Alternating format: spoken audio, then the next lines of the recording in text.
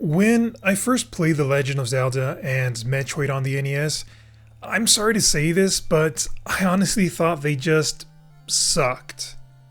Not because they were bad games, but because so much of what they expected you to do felt incredibly obscure to my child self.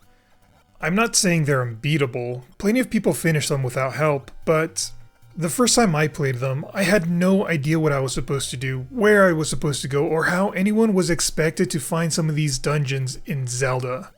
At least Metroid gave you a few subtle hints, like enemies walking through hidden passages letting you know there's a way into a certain wall. Zelda? Not so much.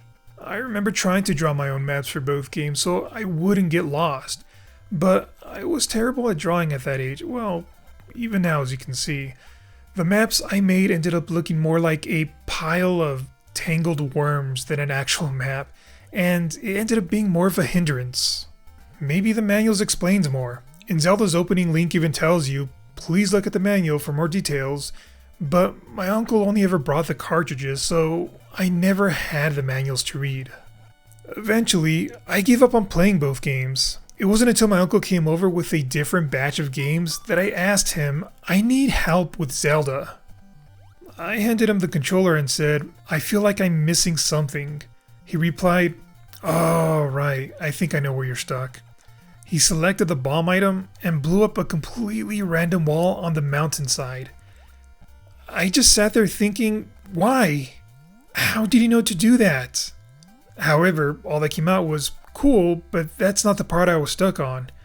He laughed and said, oh, sorry, you're probably stuck trying to find the right tree to burn. Right tree to burn? He then made his way to a random tree in the overworld and burnt it, revealing stairs to a dungeon. Now I was even more confused. And before he had a chance to walk into that dungeon, I couldn't help but holding up Metroid and pointing at Zelda to then say, dude, these games suck. How do you know to do any of this? Where in the game, which old person tells you to blow up part of this mountain or burn this random tree? That's when it hit him. He forgot to introduce me to strategy guides. He told me to hold on, left, and later return with a few video game guidebooks.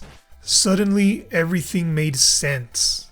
From that point on, I only read far enough to figure out where to go next, play until I got stuck, then flip back to the guides and repeat.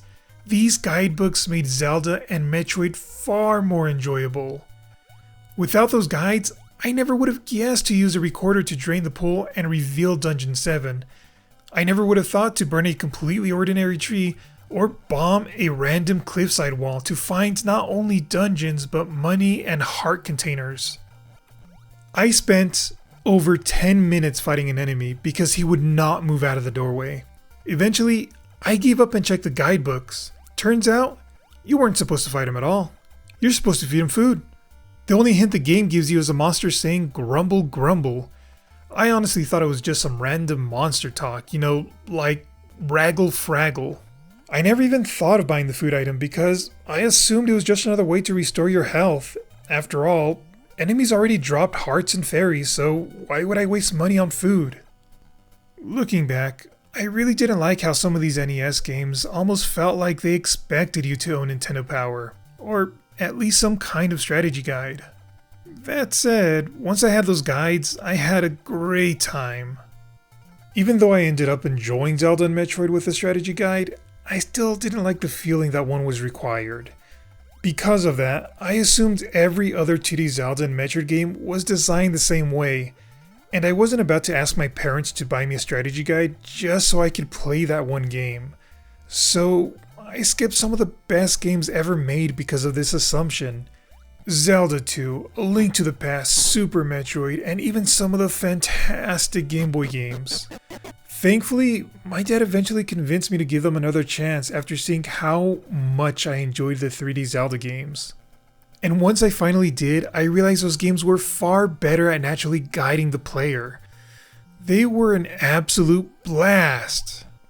It's a shame that my experience with the original NES games kept me away from these series for so long, because I had no idea I was avoiding what would eventually become some of my favorite games.